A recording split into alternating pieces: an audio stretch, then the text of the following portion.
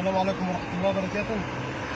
الفيديو بتاع النهارده إن شاء الله اللي عاملينه النهارده مخصوص عشان خاطر الراجل دوت بيشتكي من الفرش بيحل معاه باستمرار، مغير طقم ظرف ومغير بيلي ومش عارف إيه، وبرضه بيمشي في المطبات بعد يوم ولا اتنين بيبدأ الفرش يريح، يشد عليه بيريح تاني، كل ما يربط عليه كل ما إيه يحل معاه. طيب المشكلة عنده فين؟ هي عنده مشكلة بسيطة خالص وإحنا يمكن قلنا عليها أو ما قلناش، إحنا بنعيدها تاني. لما أنت تكون مغير طقم ظرف كامل او مغير بيلي او ويجي الفرش معاك يبدا يهوي معاك مره واثنين كل يوم مثلا تربط عليه لفه، ده بيبقى المشكله عندنا فين؟ المشكله عندنا بتبقى في ورده بين الصامولتين هنا كده ماهاش موجوده. طب ايه اللي عرفنا ان مش موجوده؟ هنحل دلوقتي قدامكم.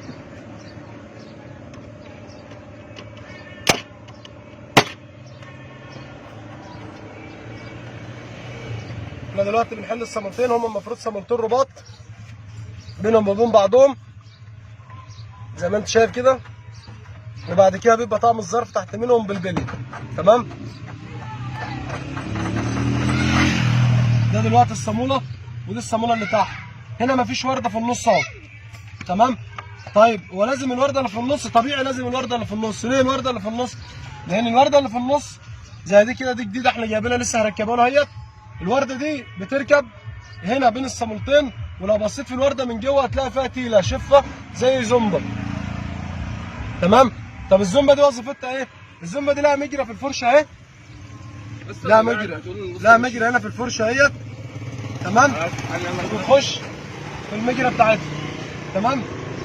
لو احنا حطينا الورده دي ما بنجيبها بنروح حاطينها كده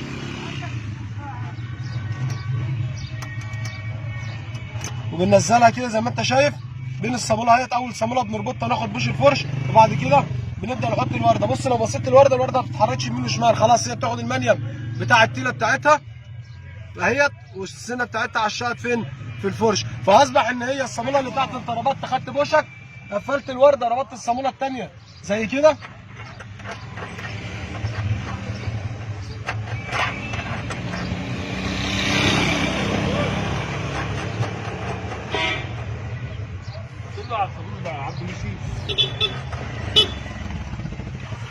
زي كده، وبعد كده بتبدا تشد على الصاموله جامد كده. انت ربطت على الصامولتين الاثنين والورده في النص بين الصامولتين. عايز تحل بقى بعد كده او لو فاكر تقوي ماهاش هتقوي، لان هي الورده عملت زي نظام تيله عشقت، خلاص الصاموله اللي تحت هتيجي تحل هتروح الورده سندها لان هي باته في المجرى بتاعتها، هتيجي تربط هتروح زنقها، يبقى مش هتحرك يمين وشمال. يبقى انت على الرباط اللي انت ربطته من تحت هو ادالك مثبت الصاموله عليه. الصاموله اللي فوق وظيفتها ان هي بتعلق الورده على الصاموله عشان ما تتحركش يمين وشمال. اصبح ان كده الفرشه عندك مليون المية ما عادش هيهوي تاني. طيب المشكله ما بيبقى يقول لك مثلا عندي ورده موجوده وبرده بتحل. طيب احنا جبنا ورده برده قديمه زي دي كده مثلا، لو بصينا على الدبانه تلاقي الدبانه بتاعتها اتاكلت من هنا او الشفه بتاعتها بتبقى خفت من هنا اتاكلت، فما عادش بتعشق في الفرش مظبوط، بتروح لفه مع الصاموله وبتروح رابطه مع الصاموله، عدد بتطلع من المجرى بتاعت الفرش نفسها. فاصبح ان انا الفرش بيهوي معاك كل يوم بتربط عليه والورده عندك موجوده. غير الورده لان السنه بتاعتها دي بتبقى اتاكلت، فعدد بتلف مع الصاموله خالص وبتلف مع الصاموله يمين، فعشان كده عدد بتاكل معاك وتاخد المحور بتاع الصاموله كامل. يبقى لا تغير الصاموله يا اما تبص ان انت مش هتلاقي عندك ورده من الاساس. يبقى انت لو بيهوي يبقى مفيش ورده، او لو في ورده يبقى السنه بتاعتها متاكله.